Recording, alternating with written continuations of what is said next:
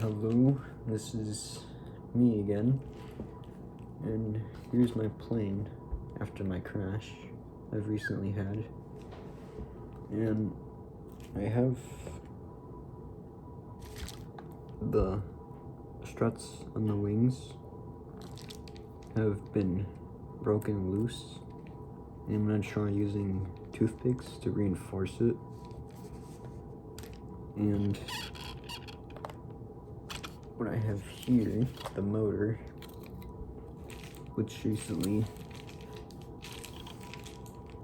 that black piece right here broke, and now it's all been replaced and fixed.